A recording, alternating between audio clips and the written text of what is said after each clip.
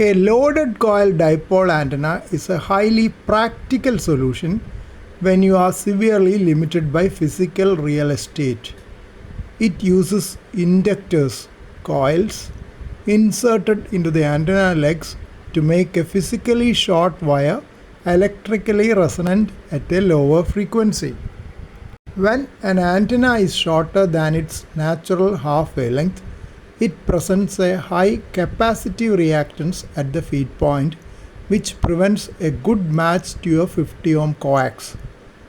By adding loading coils, you introduce inductive reactance, which cancels out the capacitive reactance and brings the antenna back to resonance.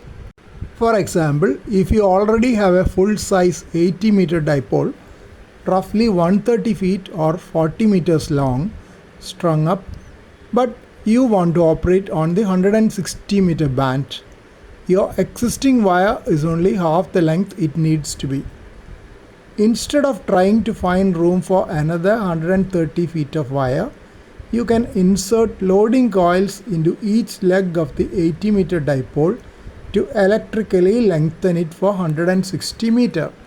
Where you place the coils along the antenna legs drastically affects performance, efficiency, and the size of the coil required. Base center loading near the feed point.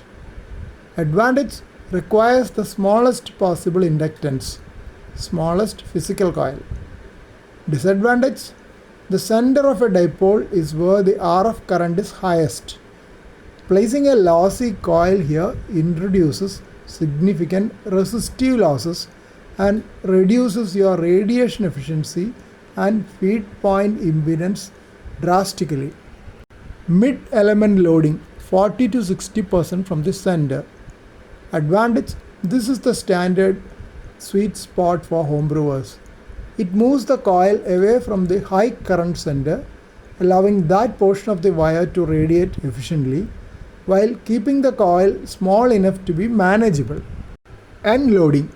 Disadvantage: placing a coil at the very tips of the antenna does almost nothing as the current is near zero at the ends.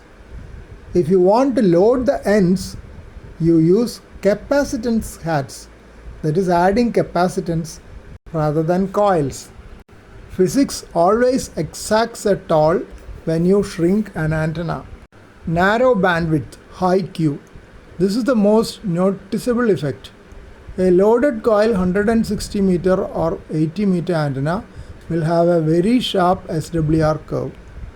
You might achieve a 1.2:1 SWR at 1.850 MHz, but find it climb to 3:1 just 30 kHz away. You likely need an antenna tuner to cover the whole band. Please note that VU 160 meter band is only 25 kHz wide, 1.8 to 1.825 kHz. Lower radiation resistance. As the antenna gets shorter, the radiation resistance drops.